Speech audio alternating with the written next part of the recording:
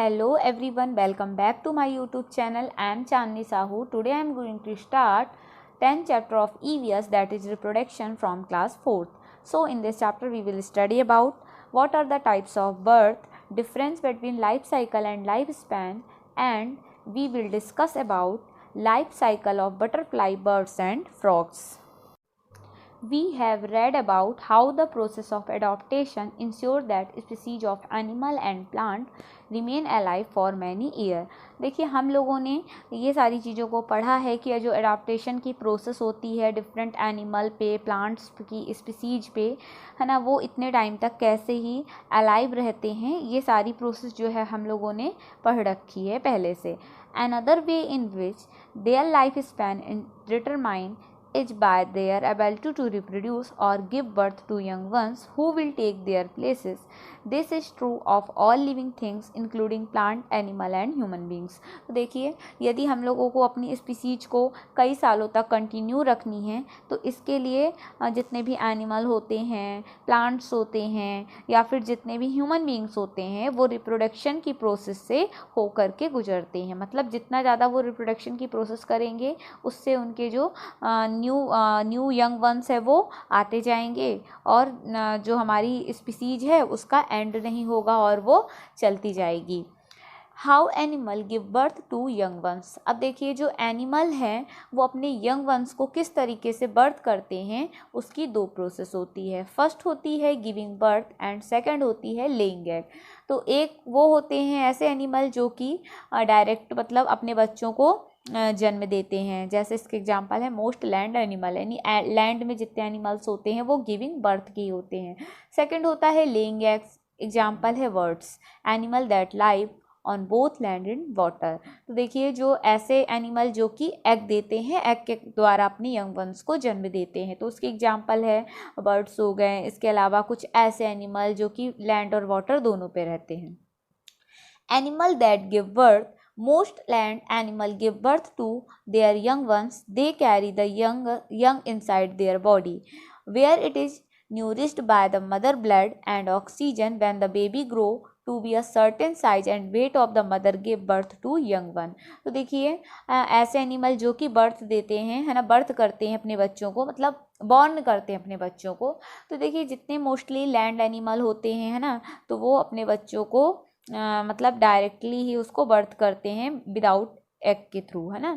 तो ये क्या करते हैं, ये जो प्रोसेस होती है वो इनसाइड द बॉडी होती है और जो बच्चा होता है वो अपने मदर के ब्लड से ऑक्सीजन वगैरह ले करके अंदर ही अंदर क्या होता है, ग्रो करने लगता है. मतलब उसका जो साइज है, वेट है, वो सब उसको मदर के द्वारा मिलता है.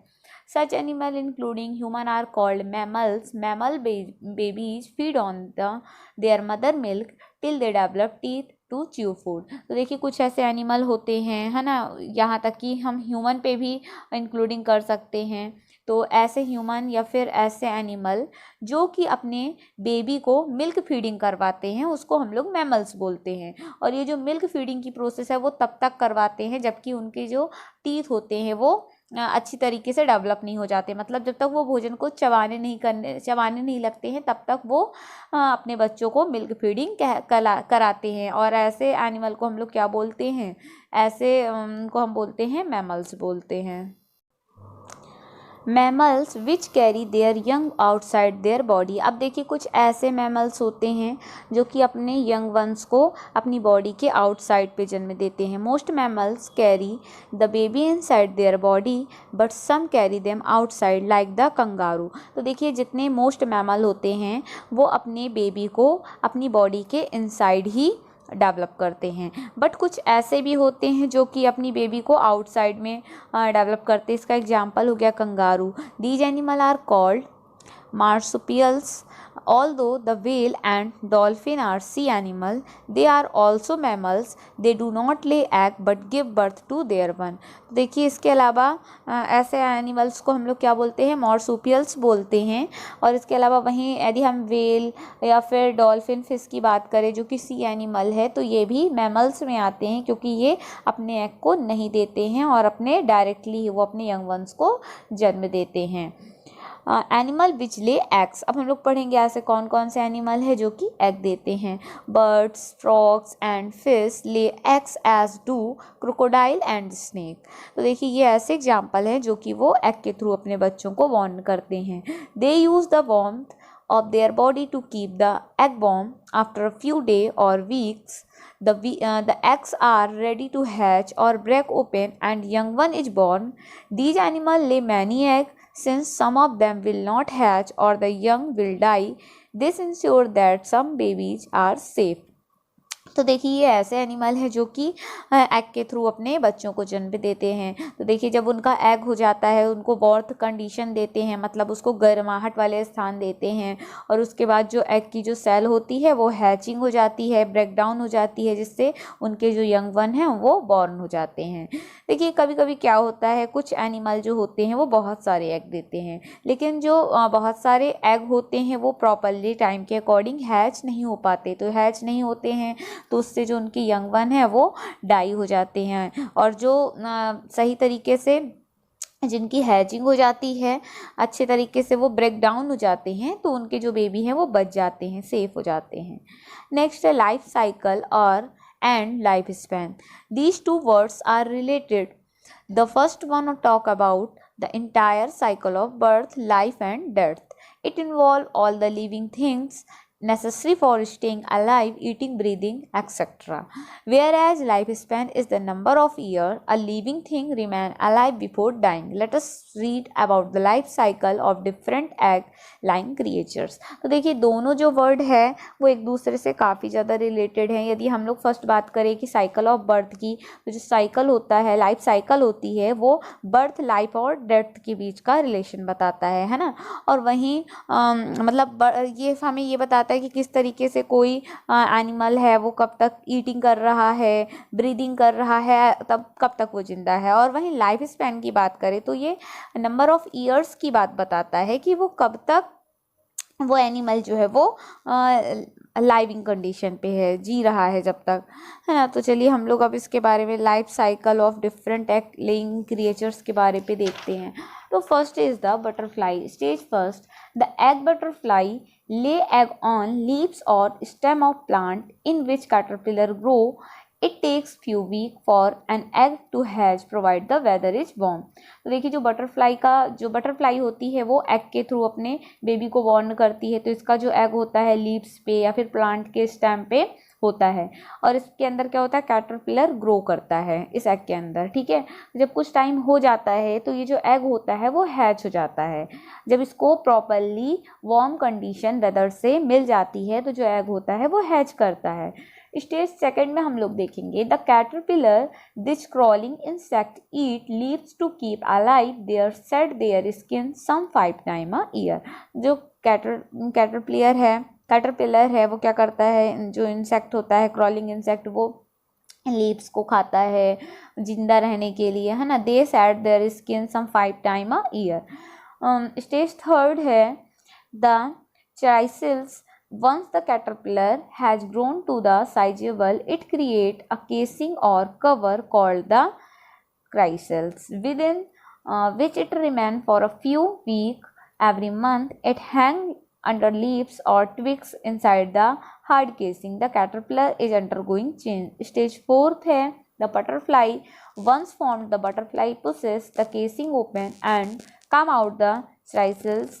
At the stage it is wet and weak. As the sun rise, it becomes stronger and is able to fly. तो देखिए इस तरीके से इसकी जो प्रोसेस है वो चलती रहती है। देखिए ये एग है, एग से कैटरपिलर बना, इसके बाद ये क्राइसल्स में डेवलप हुआ, फिर ये एडल्ट इमर्ज बना, और इस तरीके से ये पूरा एडल्ट होकर के फ्लाई करने लगता है, काफ़ी ज़्यादा स्ट्रॉन्ग हो जाता है। फिर हम लोग देखेंगे हाउस फ्लाई के बारे में। स्टेज फर्स्ट जो होती है egg about 5 or 6 batches, that is cluster of egg of up to 150 eggs are laid by the female house fly. तो देखिए जो इसका एग होता है वो 5 to 6 बैचेस पे होता है, यानी कि 150 एग जो होते हैं वो फीमेल हाउस फ्लाई देते हैं। Each egg resembles a grain of rice. जो एक एग होता है ना वो राइस के एक दाने के समान दिखाई देता है। These eggs are laid in dirty and damp places. और इनका जो एग है वो डर्टी या फिर डैम्प प्लेसेस पे रहता है। मतलब ये सोचिए जो हाउस फ्लाई है वो एक बार में 150 एग्स तक देती है और वो जो उसका एग होता है वो राइस के ग्रेन के जैसा होता है। Stage second, maggot with in a day the eggs has to produce worm-like creatures called larvae. They are known as maggots. These maggot mold are shed outer skin over the next 5 to 6 days. They have no leg and feed continuously. तो देखिए जब ये थोड़ा और develop हो जाता है तो ये लार्वा बन जाता है, ठीक है, जिसको हम लोग मैगॉट के नाम से भी जानते हैं। और ये 5 to 6 डेज पे क्या करता है, अपने आप को स्किन से कवर कर लेता है और ये अलग नहीं कर पाता है, बट फीडिंग वगैरह जो है वो कॉन्टिन्यूसली करता रहता है। Stage third, pupa. The maggot created covering called a pupa. जो मैगॉट होता है वो एक कवरिंग क्रिएट करता है जिसको हम लोग प्यूपा बोलते हैं। Similar to a butterfly chrysalis. तो ये बटरफ्लाई चराइसल्स की तरह सिमिलर होता है। It is hard and brown in colour. ये काफ़ी ज़्यादा हार्ड होता है और कलर में ब्राउन होता है। And protect the young developing fly inside. और जो यंग है उसको प्रोटेक्ट करके रखता है, मतलब अपने अंदर ही उसको डेवलप करता है और उसको प्रोटेक्ट करता है। स्टेज 4 जो होती है वो fly after 5 to 6 days. The pupa develops wing and legs. तो 5 to 6 डे पे क्या होता है, जो प्यूपा होता है वो उसकी विंग और लेग जो होती है वो डेवलप हो जाती है and is ready to a fly. और फ्लाई करने के लिए वो रेडी हो जाता है। A female fly can reproduce और give birth within 2 to 3 days of being born. और जो फीमेल फ्लाई होता है वो फिर से रिप्रोडक्शन कर सकता है, मतलब जब उसका जन्म हुआ है उससे 2 से 3 दिन बाद वो फिर से रिप्रोडक्शन के लिए वो तैयार हो जाता है। This explains why there are so many flies around. तो इस तरीके से इस पर प्रोसेस होती है। नेक्स्ट है bird. Stage first, laying egg. The hen lays the egg which has a harder outer shell. Inside the egg is the yellow colored yolk white with a white embryo. This will turn into chick. तो देखिए यहाँ पे आपको दिखाया गया है, ये इस तरीके से होता है, मतलब ये हैन का एग बताया गया है। इसमें क्या होता है, एक आउटर में काफ़ी ज़्यादा स्ट्रॉन्ग सी एक हार्ड सी सेल होती है और इसके अंदर क्या होता है, एग होता है। एग के अंदर येलो कलर का यॉक होता है और इसमें एक वाइट कलर की एम्बायरो होती है, आप लोगों ने देखा होगा। Stage second, roosting. The mother hen sits on the egg to keep it warm. अब जब क्या होता है, जब वो एग दे देती है तो उसमें कई बार तक क्या होती है, जो मदर हैन होती है ना उस एग के ऊपर ही बैठती है ताकि उसको गर्मी मिल सके अच्छे से, क्योंकि जितनी ज़्यादा गर्मी मिलेगी तो उतनी जल्दी एग जो होगा वो हैच होगा।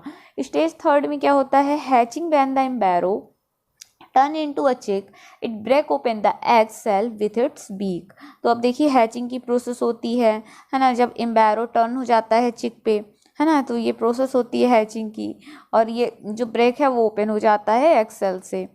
फ्लेडलिंग और chick, these are pale white और lemon coloured when they are born. तो देखिए जब ये बॉर्न होता है ना तो ये पेल या फिर वाइट कलर का होता है। जो चिक होता है हैन से वो इस टाइप का होता है। एडल्ट हैन और रूस्टर। एडल्ट हैन को हम लोग रूस्टर भी बोलते हैं। A female is a hen and a male is a rooster. तो देखिए यदि हैन से यदि फीमेल बन रहा है तो उसको हम लोग हैन बोलेंगे और यदि मेल बन रहा है तो उसको हम लोग रूस्टर बोलेंगे। It has a bright red com on its head. तो इसके जो हेड पे ब्राइट रेड कॉम टाइप सा स्ट्रक्चर होता है।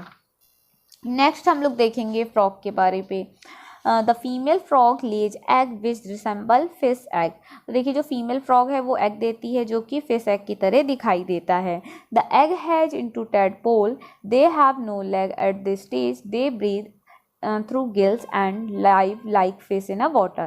तो देखिए इसका एग जो होता है वो हैच होके टैडपोल पे बदल जाता है और इस टाइम पे उसके लेग नहीं होते इस स्टेज पे, है ना, वो ब्रीदिंग प्रोसेस करता है गिल्स के थ्रू और जैसे मछली रहती है पानी पे उस तरीके से ये भी रहता है।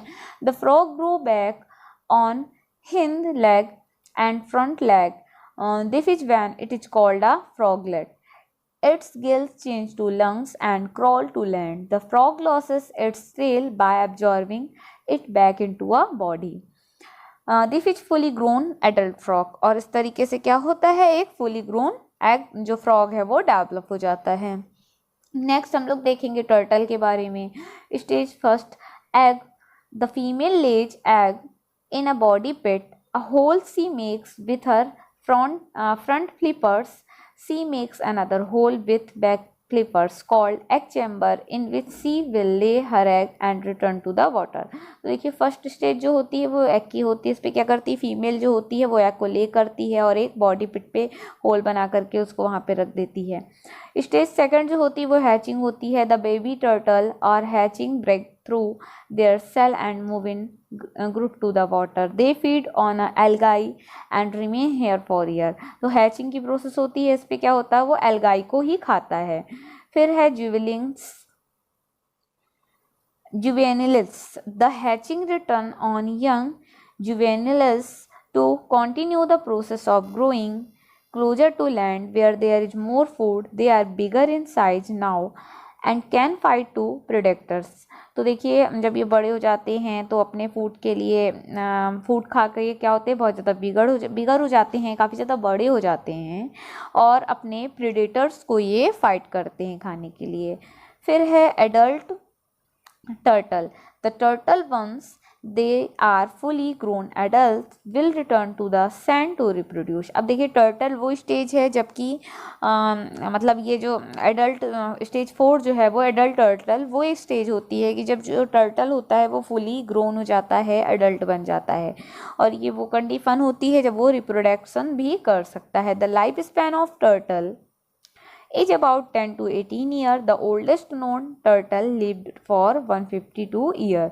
देखिए जो सबसे पुराना टर्टल है वो 152 ईयर तक जिंदा था और वैसे जो इसकी लाइफ होती है वो 10 to 18 ईयर होती है। तो इस तरीके से जो हमारा चैप्टर है वो कंप्लीट हुआ। आई होप आपको चैप्टर समझ में आया होगा। चैप्टर समझ में आया हो तो प्लीज़ वीडियो को लाइक करें और अपने फ्रेंड्स के साथ भी शेयर करें। Okay, thank you so much.